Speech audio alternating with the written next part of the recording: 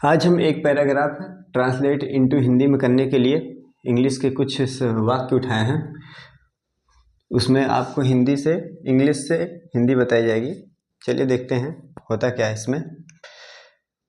Translate into Hindi.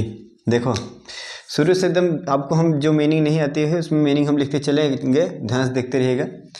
Air is found everywhere लिखते हैं। Air is found everywhere. Air मतलब हवा होता है, ये तो आपको पता होगा। इज माने है, फाउंड माने पाई जाती है। क्या लिखेंगे? पाई जाती।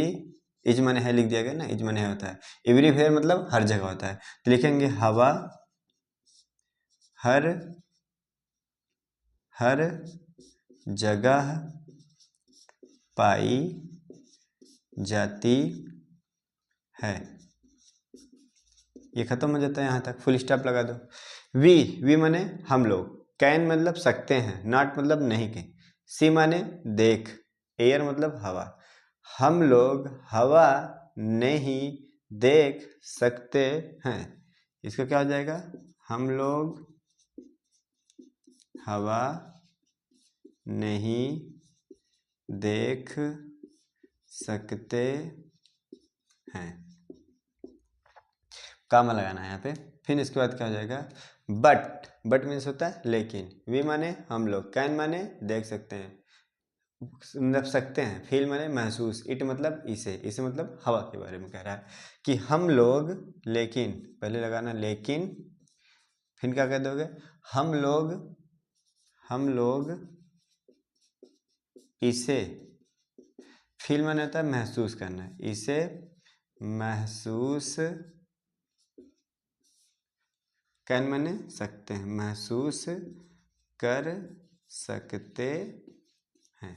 हम लोग इसे महसूस कर सकते हैं। We need air to breathe.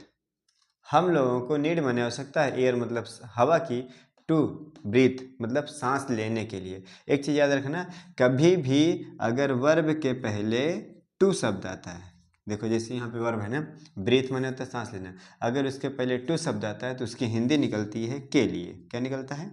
के लिए।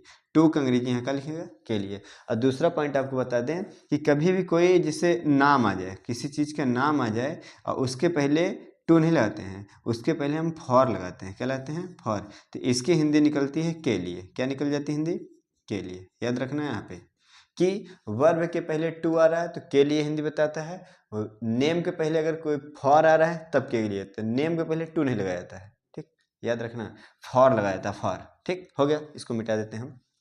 आगे चलो, देखो हम क्या कहाँ पहुंचे थे? महसूस कर सकते हैं, यहाँ तक हो गया। फिर कह रहा है वी नीड एयर। हम लोगों की आवश्यकता है, एयर मतलब हवा, टू ब्रीथ मतलब सांस लेने के लिए आ गया ना। देखो तो लिखेंगे हम लोगों को सांस लेने के लिए हवा की आवश्यकता होती है। हम लोगों को सांस लेने के लिए किसकी आवश्यकता होती है? हवा की। फुल स्टॉप है, फुल स्टॉप लगा दो। वी माने हम लोग, कैन मतलब सकते हैं, नॉट मतलब नहीं, लिव मतलब जीवित होना है, जीवित रहना होता है, विदाउट माने के बिना, एयर मतलब हवा। यानी इसका होता है हम लोग हवा के बिना जीवित नहीं रह सकते हैं। हम लोग हवा के बिना जीवित नहीं रह सकते हैं। प्लांट्स मतलब पौधे, एंड माने और, एनिमल्स मतलब जानवर यानी जंतुओं। पौधे और जंतु ना, पौधे और जंतु। आल्सो माने भी, नीड माने आवश्यकता होती है, एयर मतलब हवा, टू ब्रीथ मतलब सांस लेने के लिए। पौधे और जंतुओं को भी सांस लेने के लिए हवा की आवश्यकता होती है। किसका हो जाएगा? पौधों और जंतुओं को भी, आल्सो मीन्स क्या हो जाता है? को भी सांस लेने के लिए हवा की आवश्यकता